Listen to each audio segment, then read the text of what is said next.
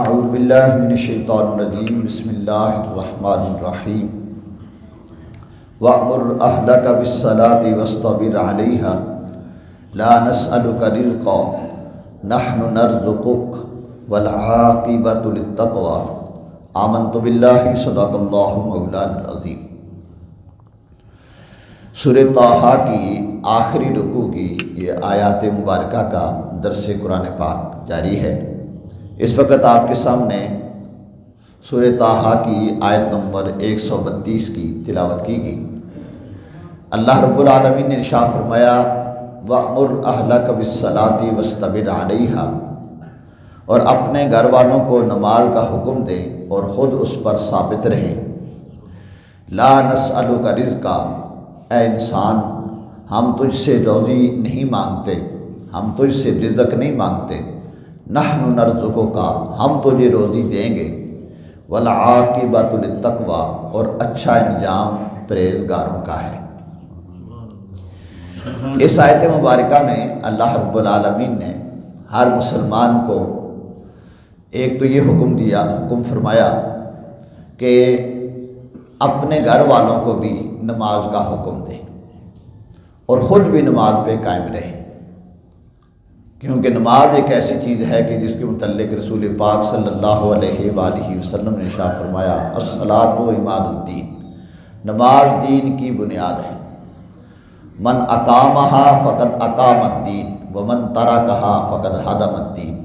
فرمایا جس نے نماز کو قائم رکھا گویا اس نے اپنے دین کو قائم رکھا، اور جس نے نماز کو چھوڑ دیا اس نے دین کو چھوڑ دیا۔ لہذا اگر کوئی بندہ نماز چھوڑ کے یہ کہے کہ میں ولی بن جاؤں، میں اللہ کے قریب ہو جاؤں، وہ ہرگز نہیں ہو سکتا۔ نماز ہی ایک ایسی چیز ہے جو بندے کو رب کے قریب کرتی ہے۔ یہی وجہ ہے کہ اللہ تبارک و تعالیٰ نے حضرت آدم علیہ السلام سے لے کر حضرت عیسیٰ علیہ السلام تک 1,24,000 کم و بیش انبیاء کرام علیہ السلام کے اوپر کسی نہ کسی طریقے سے نماز فرض رکھی، اور ان کی امتوں کو بھی اللہ تبارک و تعالیٰ نے نماز کا حکم دیا، اور وہ بھی کسی نہ کسی طریقے سے نمازیں پڑھتے رہے۔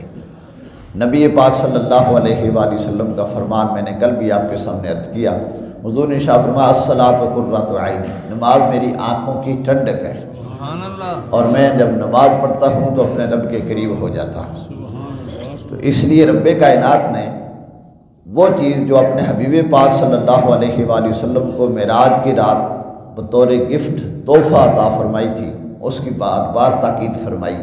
کہ اے بندہ مومن خود بھی نماز پڑھ اور اپنے گھر والوں کو بھی نماز کی تاکید کر۔ اور انسان چونکہ عمومی طور پر روزی کمانے کا بہانہ بناتا ہے کہ جی ہر وقت نماز ہی پڑھتے رہیں تو پیسے کہاں سے آئیں گے، بچوں کو روزی کہاں سے کھلائیں گے؟ تو اللہ نے ارشاد فرمایا لا نسألک رزقا، ہم تجھ سے روزی نہیں مانگتے، رزق ہم تجھ سے نہیں مانگتے۔ نحن نرزقک، ہم تجھے روزی عطا کریں۔ رزق کی ذمہ داری رب کائنات نے اپنے ذمے لے رکھی ہے، اور عبادت کی ذمہ داری اللہ نے بندوں کے ذمے لگائی ہے۔ دوسری جگہ اللہ رب العالمین نے اسی بات کے متعلق ارشاد فرمایا وما خلقت الجن والانس الا لیعبدون، ہم نے جن اور انسانوں کو اپنی عبادت کے لیے ہی پیدا کیا ہے۔ ما ارید منہم رزق وما ارید ان یطعمون، میں ان سے کچھ رزق نہیں مانگتا اور نہ یہ چاہتا ہوں کہ وہ مجھے کھلائیں۔ ان اللہ هو الرزاق ذو القوۃ المتین، بے شک اللہ ہی بڑا رزق دینے والا ہے اور قوت والا اور قدرت والا ہے۔ لہذا جو بندہ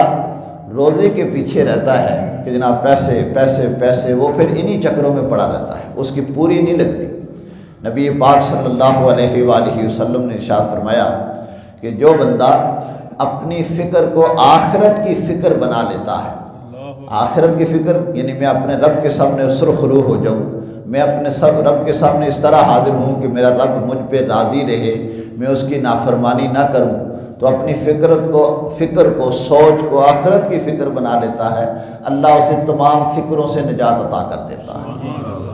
اور اللہ تبارک و تعالیٰ اسے غیب سے روزی عطا فرماتا ہے۔ وَمَن يَتَّقِ اللَّهَ، قرآن میں رب کائنات نے ارشاد فرمایا وَمَن يَتَّقِ اللَّهَ يَجْعَل لَّهُ مَخْرَجًا وَيَرْزُقْهُ مِنْ حَيْثُ لَا يَحْتَسِبُ، جو اللہ سے ڈرتا ہے اللہ تبارک و تعالیٰ اس کے لیے مشکلوں سے نکلنے کے لیے آسانیاں پیدا کر دیتا ہے، اور وہاں سے روزی عطا فرماتا ہے جہاں سے بندے کی سوچ بھی نہیں ہوتی۔ اور جو بندہ اپنی آخرت کو بھول جاتا ہے اور اپنی حاجات اور اپنی ضروریات کے پیچھے دوڑتا ہے تو رسول پاک صلی اللہ علیہ وآلہ وسلم نے ارشاد فرمایا شتت علیہ امرہ، اس کے معاملات کو بکھیر دیا جاتا ہے، اس کی مشکلیں اور پریشانیاں بکھر جاتی ہیں، اور پھر طرح طرح سے بار بار ہر قسم سے آتی ہیں، اور اس کی تنگ دستی کو، اس کی غربت کو اس کی دونوں آنکھوں کے درمیان کر دیا جاتا ہے، اور وہ یہ ہر وقت رزق کے پیچھے ہی بھاگتا رہتا ہے، پوری نہیں لگتی۔ دونوں آنکھوں کے درمیان کر دینے کی مثال میں طلباء کو اس طرح سمجھایا کرتا ہوں، جس طرح آپ نے دیکھا ہوگا گدھے کے آنکھوں کے اوپر یا گھوڑے کے آنکھوں کے اوپر کھوپے چڑھائے ہوتے ہیں،